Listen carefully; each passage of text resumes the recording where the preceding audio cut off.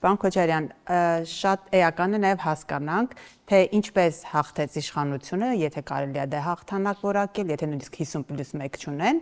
եւ ինչու պարտվեց ընդդիմությունը, այսինքն միասնական ընդդիմությունը չհաջողեցրեց հաղթել իշխանությանը։ Այսինքն ինչը օգնեց իշխանությանը եւ ինչը սխալ արեց ընդդիմությունը։ Եվ արդյոք ես ուզում եմ այս հարցին նաև հավելել այն հանգամանքը, արդյոք իշխանությանը օգնեց նաև միջազգային հանրության այն աջակցությունը, որը մենք նախընտրական շրջանում շատ ակտիվ տեսնում էինք, դա լինի եվրոպացի ղեկավարների աջակցության մասին, Հայաստանում կայացած այդ հավաքների մասին, ինչը օգնեց իշխանությանը եւ խանգարեց ընդդիմությանը։ Նայեք, ես բոլոր խախտումները կբաժանեմ մի քանի բլոկի։ Առաջինը եւ ամենից կարևորը կհամարեի հենց դրսի աջակցությունը, որը ուղղակի նախադեպ չուներ, սկսած Միացյալ Նահանգների փոխնախագահի հայտարարության աջակցության, հետո Տրամփ, Ռուբիոյի օդանավակայանային այցը, այսպես կես ժամանոց մամուլի ասուլիսով,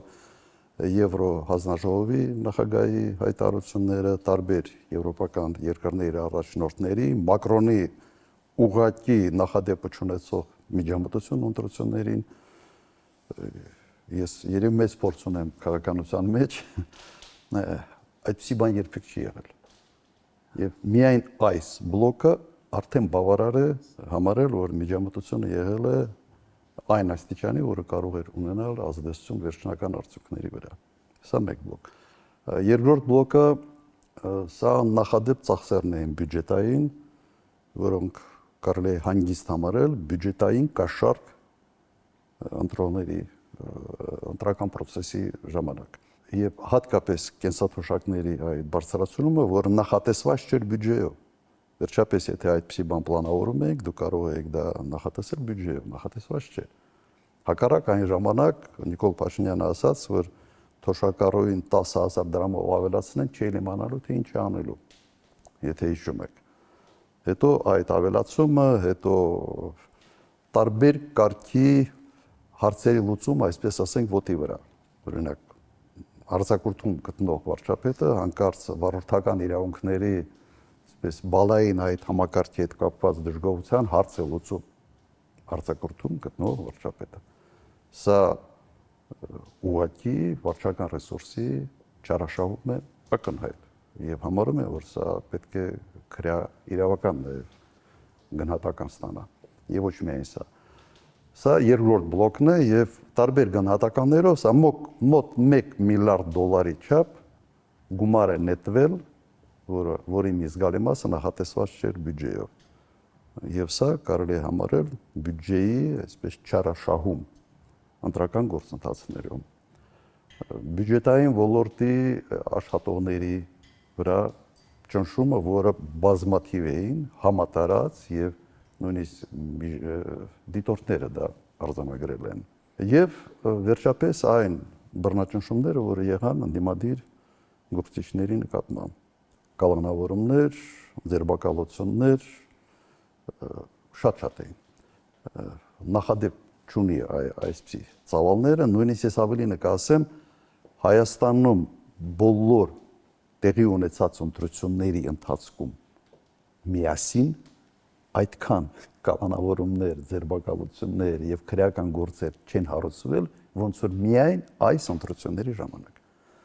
Եվ նպատակ ակնհայտ էր քայքայել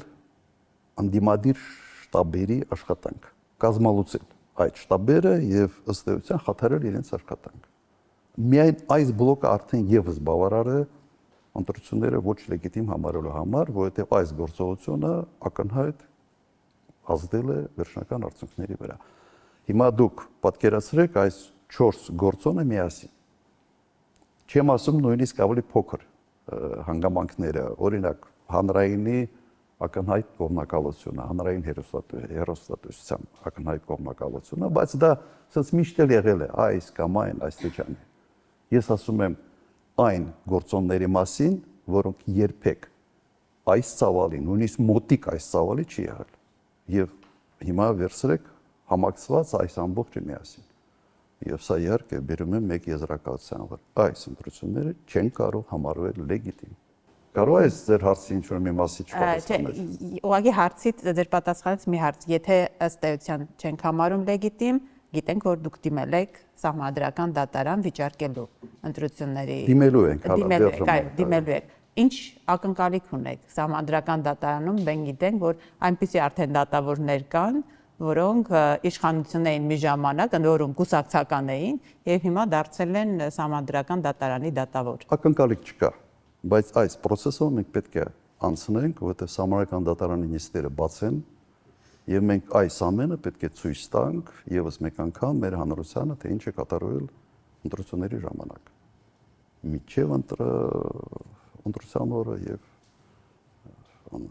ընտրության օրը եւս։